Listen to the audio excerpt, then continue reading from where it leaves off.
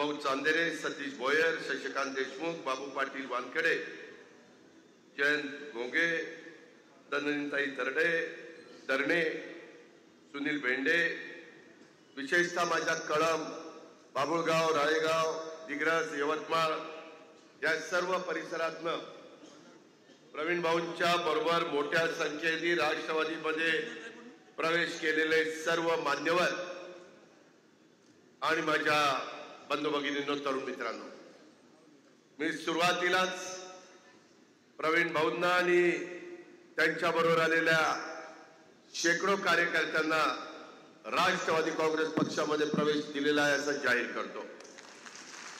मित्रांनो, या परिसरामध्ये आल्यानंतर डॉक्टर पंजाबराव देशमुख तसंच वसंतराव नाईक साहेब या महान विभूतींना मी आपल्या सर्वांच्या साक्षीने अभिवादन देखील करतो। शिवशाहू फुले आंबेडकरांच्या विचारधारेने राष्ट्रवादी काँग्रेस पक्ष पुढे चाललेला आहे। मी महाराष्ट्रामध्ये फिरत असताना नेहमी सांगतो की बाबांनो, हिंदवी स्वराज्याची स्थापना करत असताना, रयतेचं राज्य निर्माण करत असताना जसं छत्रपती शिवाजी महाराजांनी 18 पगड जाती 12 बलुतेदारांना बरोबर घेऊन हे हिंदवी स्वराज्य स्थापन केलं आणि राजा कसा असावा, रयतेचं राज्य कसं असू शकतं, प्रत्येकाची काळजी राजा कसा घेतो, याचं मूर्तिमंत उदाहरण म्हणजे ते आपले युगपुरुष छत्रपती शिवाजी महाराजांचं आहे।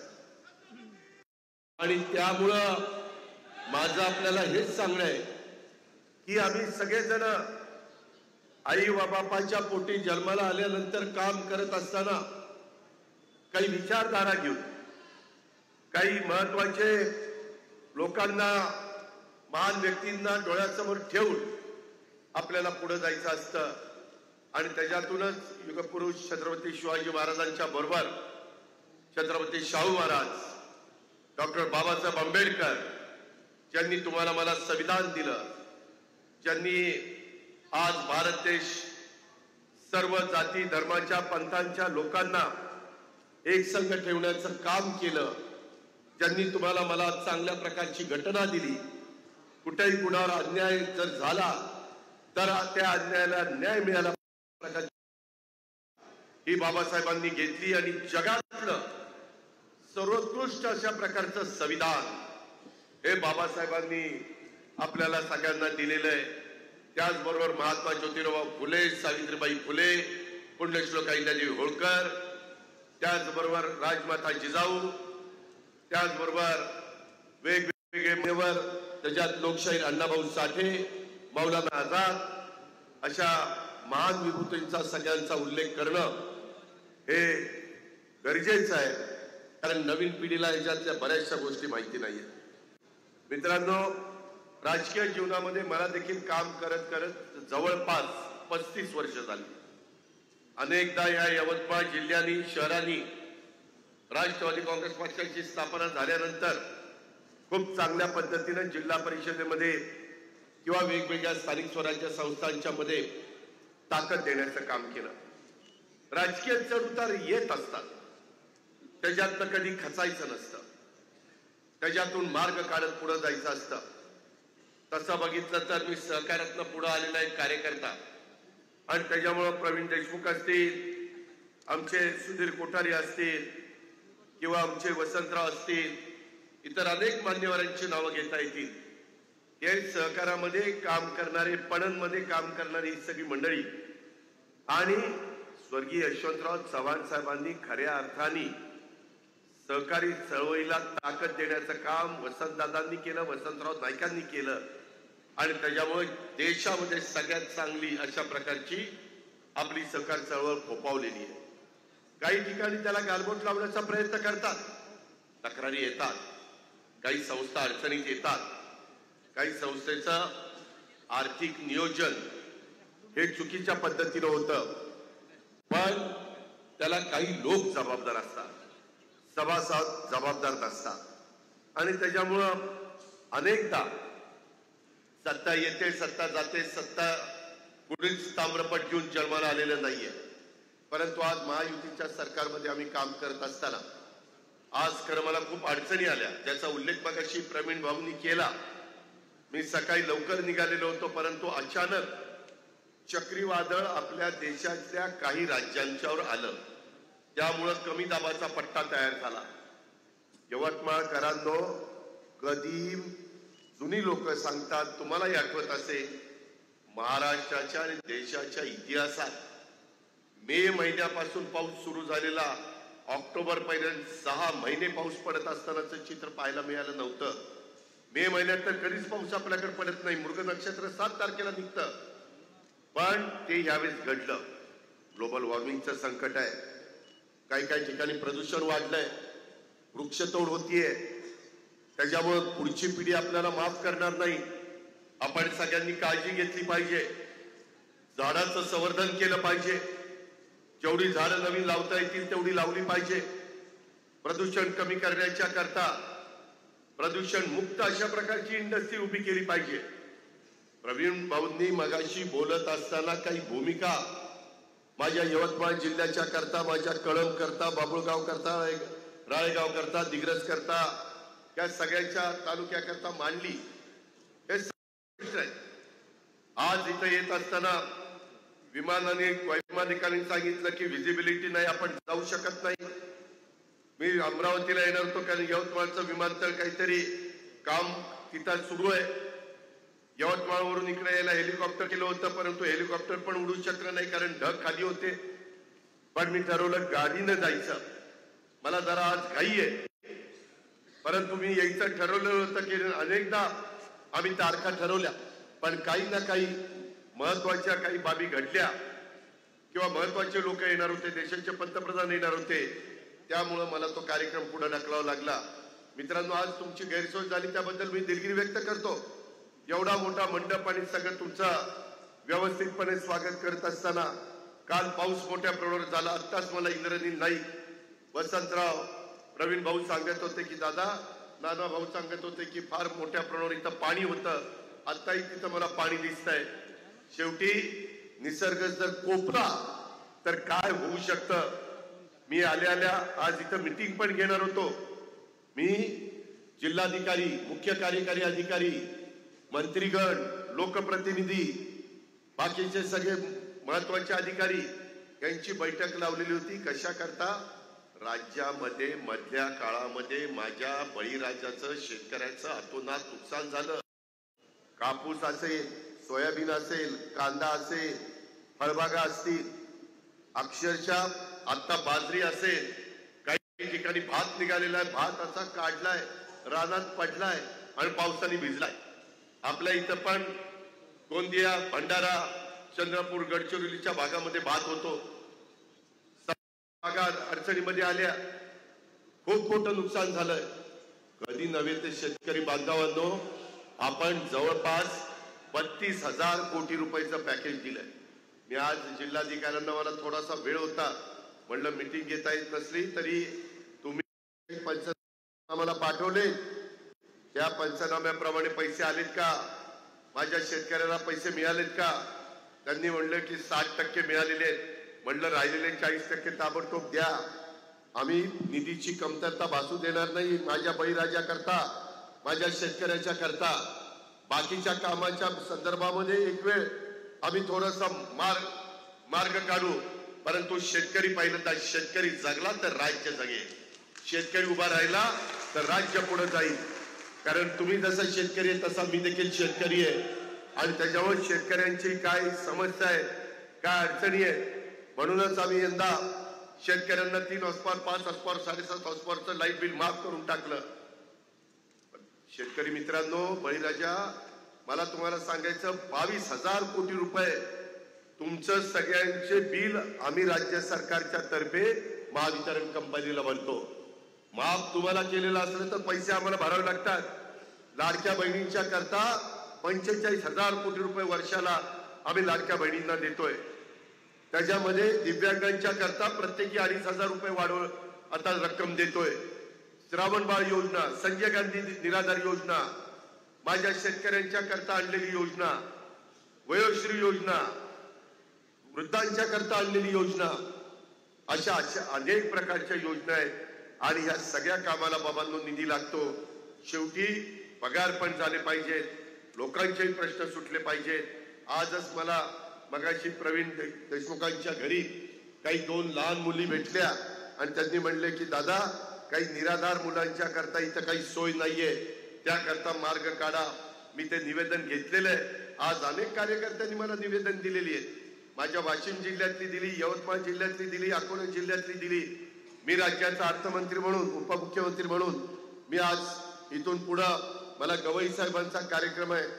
राज्यपाल रासू गवई साहेबांचं एक फार चांगल्या प्रकारचं स्मारक हे अमरावतीमध्ये केलेलं आहे. त्याचं उद्घाटन त्यांचे सुपुत्र या देशाचे सर्वोच्च सुप्रीम कोर्टाचे चीफ जस्टिस स्वतः ते त्या कार्यक्रमाला आहेत. मुख्यमंत्री आहेत, उपमुख्यमंत्री आहेत. मलाही तिथं जायचंय. 3 वाजेपर्यंत मला पोचायचंय. तोही कार्यक्रम आपल्या दृष्टीने महत्वाचा आहे. रासू गवई साहेबांचं योगदान हे आपल्या सगळ्यांना, महाराष्ट्राला माहिती आहे, विदर्भाला माहिती आहे, अमरावतीला माहिती आहे. त्या सुपुत्राचं पुढच्या पण पिढीला सतत स्मरण झालं पाहिजे.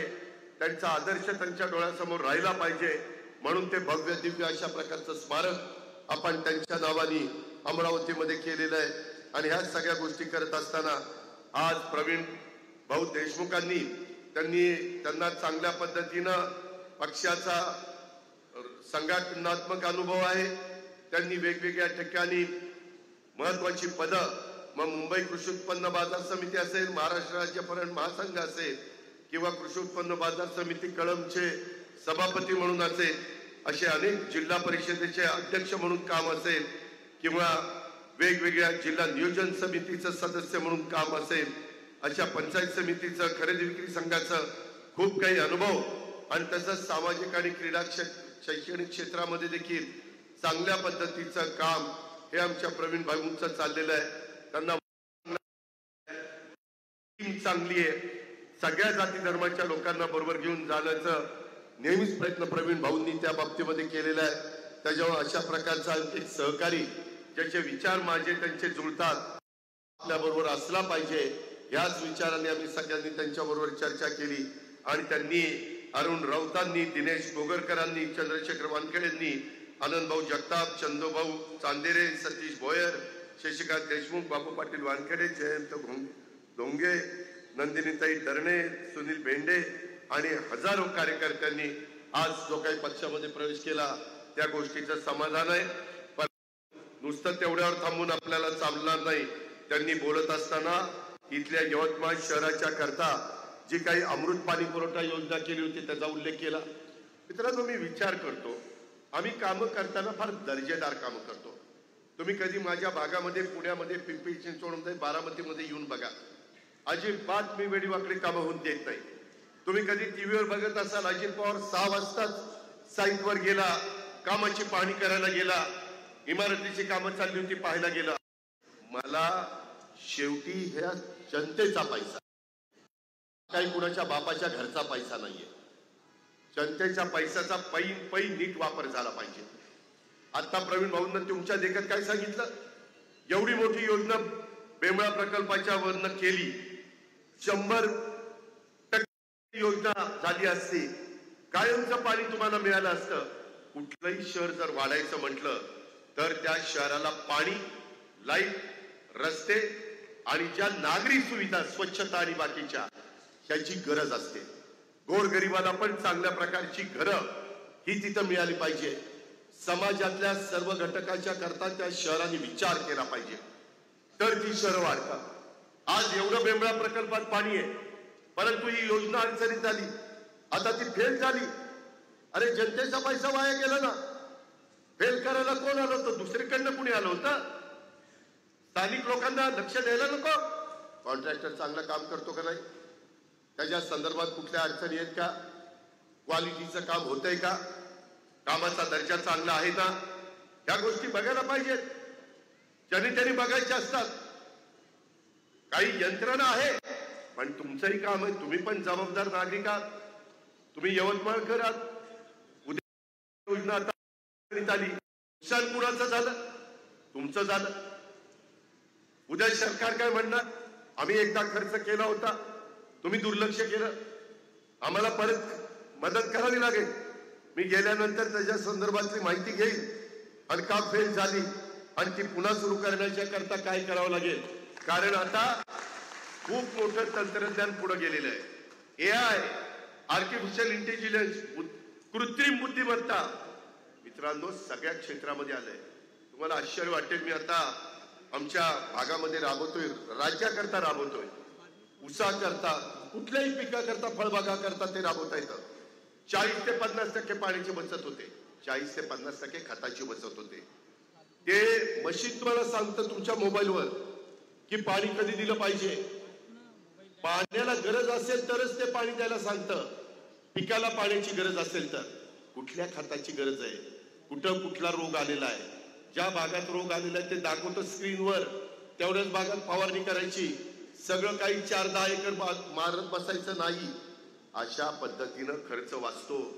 मी आता माझं जवळपास 62 एकर ऊस हा AI वर घेतलेला आहे. मी आव्हान करीन, प्रवीण तुला काय किंवा वसंतरावला काय किंवा नानाला काय, बाकीच्या सगळ्या माझ्या सहकाऱ्यांना, तुम्हाला एकदा जरा पाऊस काळ कमी झाला की या मी सांगणं आणि तुम्ही प्रत्यक्ष घेऊन तिथं शेतामध्ये याच्यामध्ये फरक आहे. तुम्हाला तिथं बघता येईल, विचारता येईल. आमच्या इथं 60-70% टन ऊस निघायचा, आता त्या AI मुळे 100 टनाच्या पुढे एकरी ऊस निघणार आहे.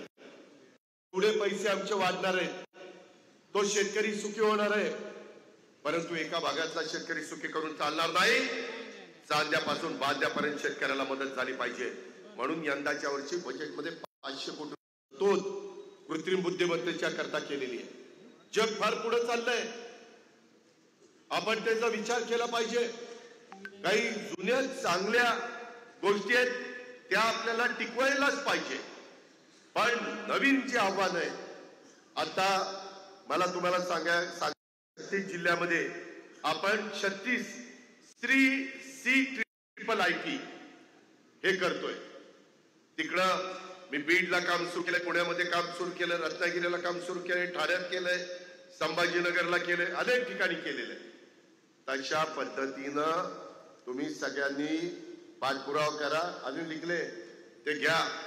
मी तुम्हाला टाटा कंपनी त्याला आपल्याला 165 35 कोटी आपले राज्य सरकारचे 105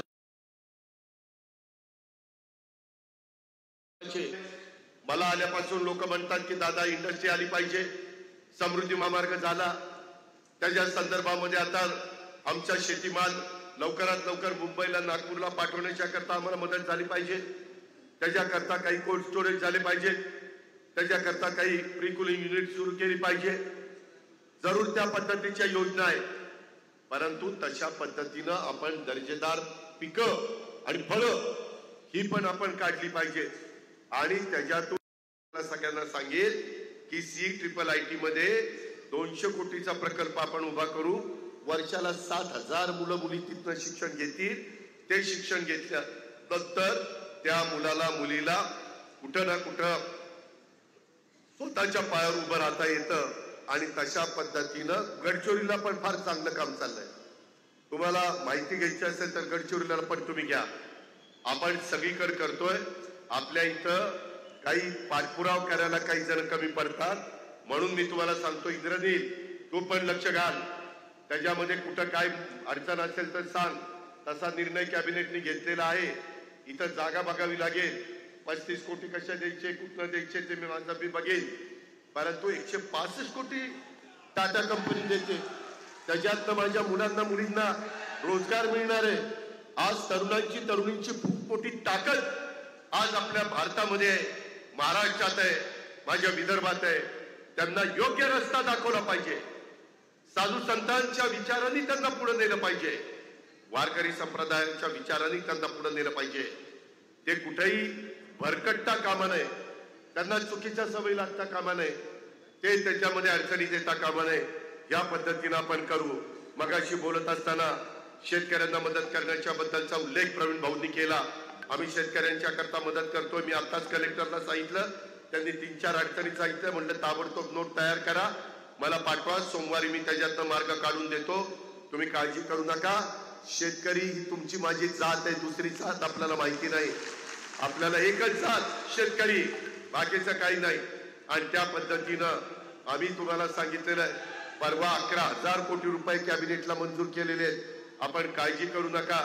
नैसर्गिक संकट, अतिवृष्टीचा योग, अवकाळी पावसाचा योग, त्याच्यामध्ये वेगवेगळ्या पद्धतीने चक्रीवादळाचा योग, गारपिटीचा योग, दुष्काळाचं योग, कशाही प्रकारचं संकट आलं तर केंद्र सरकार पण आपल्याला मदत करत असतं. राज्य सरकार पण त्यांना तुमच्या पाठीशी उभं राहण्याच्या करता मजबूतीनं काम करत असतं.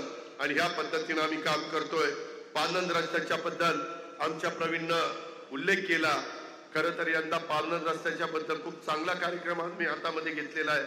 त्या पानंद रस्त्याच्या बद्दल आमच्या जिल्हाधिकारी पालकमंत्र्यांकडे मी दोघांना काय सूचना द्यायच्या त्या पद्धतीनं देईल. शेवटी दुजाभाव करून चालणार नाही. सगळे तालुके आपलेच आहेत, जिल्हा आपलाच आहे. त्याच्यामुळं तिथं कशी मदत करता येईल ते मी, इंद्रनील आणि संजय राठोड आम्ही बसू आणि मी माझ्या देखत, इंद्रनील देखत संजय राठोडला काय सांगायचं ते सांगेन आणि त्या पद्धतीनं मार्ग काढीन. बेंबळा प्रकल्पाला कॅनोलला लाईनिंग करण्याच्या करता सिमेंट लाईनिंग मागे सांगितलं होतं ते केलं. परंतु बोलत असताना उपवितिरिका, मेन वितिरिका कॅनोलची झाली, परंतु तुमच्याकडे ब्लॅक कॉटन सॉइल आहे, ती उपवितिरिका त्याच्यात पाणी दिलं की ते सगळं पाणी पर्क्युलेट होतं. त्याच्यामध्ये काळ्या जमिनीमुळं पाणी पाझरतंय. त्याच्यामध्ये लाईनिंग करून पाहिजे. आता आम्ही सरकारने निर्णय घेतला, इथून पुढच्या काळामध्ये नवीन प्रकल्प होत असताना कॅनोल करायचेच नाही, डायरेक्ट बंद पाईपलाईन, तुमच्या शेतातच बंद पाईपलाईन. पाणी मुरायला नको, पाणी वाया जायला नको, अशा पद्धतीचं नवीन तंत्रज्ञान. मी बेंबळाच्या बद्दल मगाशी जो मुद्दा तुमच्या सगळ्यांच्या वतीनं प्रवीणनी मांडलाय की उपवितिरिका ही आम्हाला टेल पर्यंत पाणी गेलं पाहिजे, शेवटच्या शेतकऱ्याला पाणी मिळालं पाहिजे. नाहीतर सुरुवातीचा शेतकरी पाणी घेतो आणि टेलचा तसाच पाण्यापासून वंचित राहतो. हे होता कामा नये म्हणून आपण कायदा देखील केलाय. हा देशामध्ये पहिलं राज्य आहे महाराष्ट्र कायदा करणारं. हेड पासून टेल पर्यंत सगळ्यांना समान पाणी वाटप झालं पाहिजे.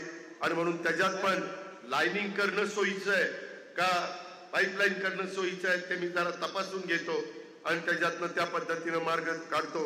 समृद्धी महामार्गामुळं शेतकऱ्यांचा माल, ताजा माल पुण्यामध्ये, मुंबईमध्ये, नागपूरमध्ये, महत्वाच्या शहरांच्या मध्ये ग्राहक मोठ्या प्रमाणावर आहे. परदेशात पण आपण माल पाठवू शकतो आणि तो माल त्वरित पाठवण्याच्या करता त्यांनी मागणी केलेली आहे. त्या मागणीच्या संदर्भातला पण विचार मी एकदा या सगळ्या प्रश्नाच्या करता एक विशेष बैठक मुंबईमध्ये माझ्या चेंबरला लावतो आणि याच्यातले प्रश्न मार्गी लावतो. कळंबला क्रीडा संकुलाला जागा मिळण्याच्या करता, मुला मुलींना त्यांचं आरोग्य चांगलं राहण्याच्या करता ती काळाची गरज आहे. आणि म्हणून आम्ही प्रत्येक ठिकाणी क्रीडा संकुल तालुक्याच्या ठिकाणी, जिल्हा क्रीडा संकुल जिल्ह्याच्या ठिकाणी, विभागीय क्रीडा संकुल विभागाच्या ठिकाणी याकरता करोड रुपयाचा पैसा देत असतो. फक्त काम चांगलं झालं पाहिजे. आणि म्हणून कळंबला जे काही त्यांनी कृषी विभागाची जागा आपल्याच दत्ताभाऊ भरणेकर कृषी खातं आहे त्यांच्याशी बोलून आणि क्रीडा खाता आपल्या माणिकराव कोकाटांकडे त्यांच्याशी बोलून त्याच्यातनं मार्ग काढण्याचा निश्चितपणे प्रयत्न हा माझ्याकडनं होईल.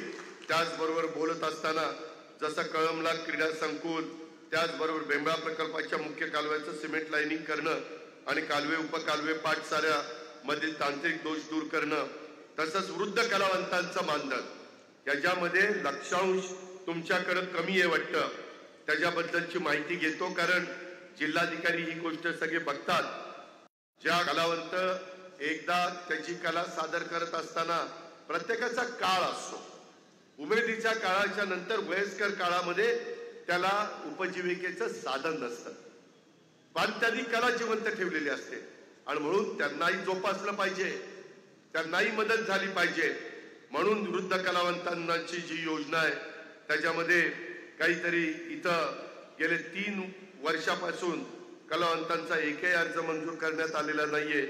त्या कलेच्या बळावर त्या कलाकारांनी समाजाचं प्रबोधन करण्याचं काम किंवा सरकारी योजनांचा प्रचार आणि प्रसार करण्यात केलेला आहे. त्याच्या संदर्भामध्ये मी यवतमाळ जिल्हा परिषद आणि यवतमाळ जिल्हाधिकारी यांच्याशी बोलून त्याच्यातनं पण मार्ग हा निश्चितपणे काढीन. त्याही बद्दल आपण काळजी करू नका. त्याचबरोबर समृद्धी महामार्गावर ॲग्रो हब मी त्याच्याबद्दल बोललो. यवतमाळ येथे स्वर्गीय वसंतराव नाईक साहेब यांच्या नावे विकास प्रशासन प्रबोधिनी होण्याबाबत त्याच्याबद्दल खरं तर इंद्रनील तुम्ही पाठपुरावा केला पाहिजे. अमृत पाणी पुरवठा ढिसाळपणा मी सांगितलं, कळम क्रीडा संकुलाचं सांगितलं, कलावंतांचं सांगितलं. त्यामध्ये काय अडचण आहे स्वर्गीय वसंतराव नाईकांच्या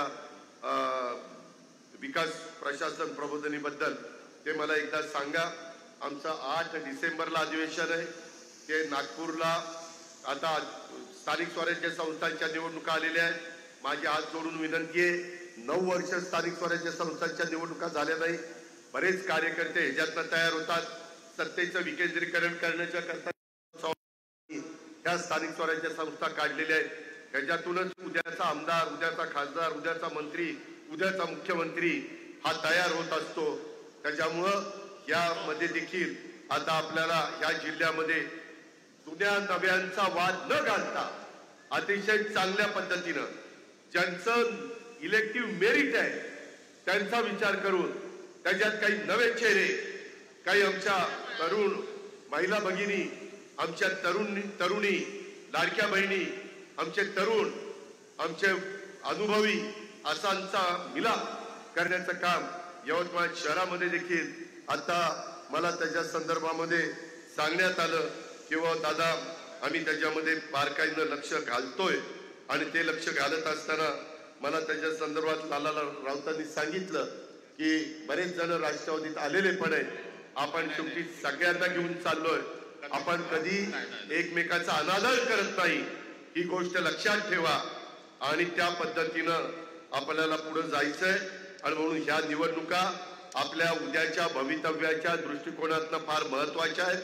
तिथं कुठेही आपण कमी पडता कामा नये अशा पद्धतीचं आव्हान मी आपल्या सर्व जुन्या नव्यांना या निमित्तानं करतो. आणि प्रवीण भाऊ देशमुख आणि त्यांच्या असंख्य सहकाऱ्यांनी अतिशय चांगल्या प्रकारचा निर्णय हा राष्ट्रवादी काँग्रेस पक्षामध्ये येण्याचा, घड्याळाच्या चिन्हाच्या नेतृत्वाखाली आपल्या चिन्हाखाली निवडणुका लढवण्याचा जो घेतलेला आहे. आता काळ वेळ कमी आहे, आता थांबू नका. वेगवेगळ्या गावोगावी दौरे करा, तालुक्यामध्ये जा. आम्ही पण आता जिल्हा वाईज बैठका घेतोय. इंद्रनील तू पण वेळ दे, तू पण तरुण आहेस. तुझ्या आजोबांनी असेल, तुझ्या वडिलांनी असेल, सगळ्यांनी अतिशय चांगल्या पद्धतीनं काम करून दाखवलेलं आहे. आणि त्याच्यामुळं नाईक परिवाराच्या बद्दल संपूर्ण महाराष्ट्राला एक आदर आहे, आपुलकी आहे, प्रेम आहे, जिव्हाळा आहे. आणि त्याच्यामुळं तुला एक तो वारसा मिळालेला आहे. तो आपल्या नाईक घराण्याचा वारसा हा पुढे चालवण्याचं काम आणि त्याच्यातनं सर्व समाजाला बरोबर घेऊन जाण्याचं काम हे आपण सगळ्यांनी करायचंय. आपण कधी कुणाचाही अपमान होईल असं वागायचं नाही. कुठल्या तरी समाजाला वेदना होतील अशाही पद्धतीनं आपण कधी बोलायचं नाही. नेहमी तारतम्य ठेवलं पाहिजे, सगळ्यांचा आदर केला पाहिजे.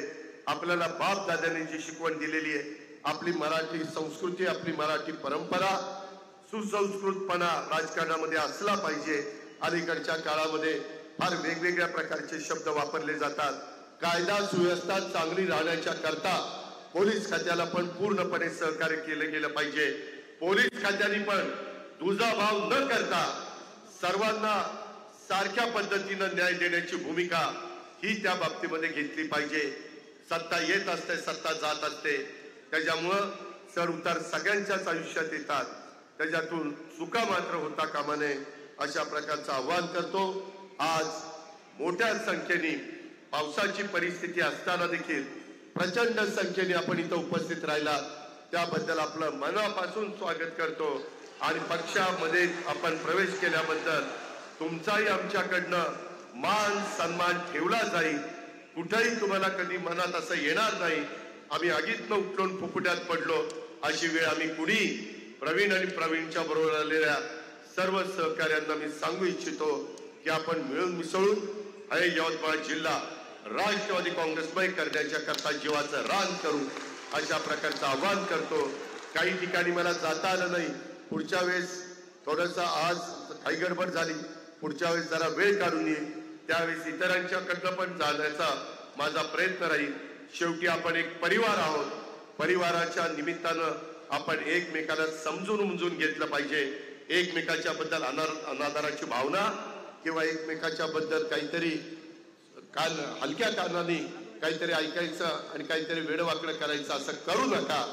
शेवटी हे पक्ष फार महत्वाचा असतो, संघटना फार महत्वाची असते. संघटनेमुळेच तुम्हाला मला ताकद मिळते आणि कार्यकर्ता हा संघटनेचा कणा आहे, त्याला सतत जपलं पाहिजे. हे काम आपण करू एवढंच आवाहन करतो आणि थांबतो. जय हिंद, जय महाराष्ट्र, जय राष्ट्रवादी. धन्यवाद दादा. राष्ट्रवादी काँग्रेस पार्टीचे राष्ट्रीय अध्यक्ष